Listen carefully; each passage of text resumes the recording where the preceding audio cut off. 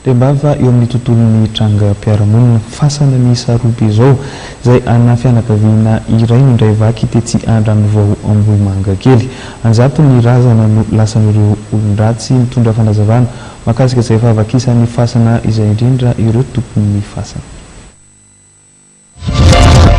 Izy io zany tsy hainay hoe tamin'ny noviana ny vaky fa maly zany zay vao nahita lesy nisy miantso a telefôna dia fasana anankiroa fianakaviana zany dia le tato ambany tena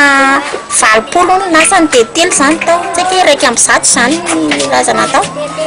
dia 20 lasany dia tao amin'ny anay ndray zany ohatrany hoe efa vita constat zany le tato dia efa miparitaka ny gendarme nanao constat dia misy finato misy fianakaviana zany dia niantsoro fianakaviana tety Antananarivo hoe vaky ny fasana ety dia hoe mba jereo kely le anay eo akaiky eo dia nijerena indray zany dia vaky indray le anay teto dia niantso gendarme sy ny président Pokotany moa zany dia efa somary arivariva ihany ny gendarme vao tonga dia nanao constat dia zay zany zay vao afaka midina nanamarina an'ilay isan'ilay tsirairay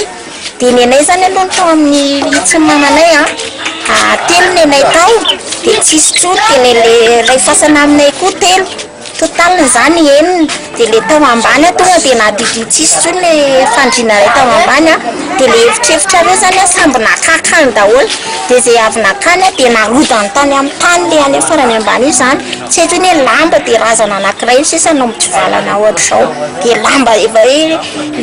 le fony le razana zany le milatsaka anao tao ambany tao dia ny total zany mbola tsy fantatra zay tena isa fa le anay le pray farafara zany mahafantatra hoe le anay 3 dia le kozay anay 3 dia 9 zany tao ambany tsy nisy tsony dia androany zany zay manao fotoana eny daholo satria mbola misy tsatsantsy le fianakaviana anay zany ety Antananarivo maro dia tsy nakatona ny fasana fa rapide zany eny daholo ny fotoana dia zay vao mijery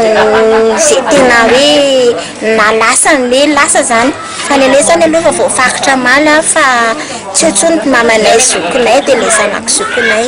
efa tsisy tsony efa nadio mihitsy zany mihitsiny dia zay zany vao teny dia le izy zany ohatrany efa mepita zany izy tsy nenay rery fa le tena fakitra be mihitsy koa zany efa nisy dia tonga dia nadio koa dia natsiny soratra eo amin'ilay varavarana hoe asakasaka zay tianao fa 20 hetsy ny kilo zay zany soratra napetraka ry zareo teo amin'ny varavarana le faritra tena be mihitsy.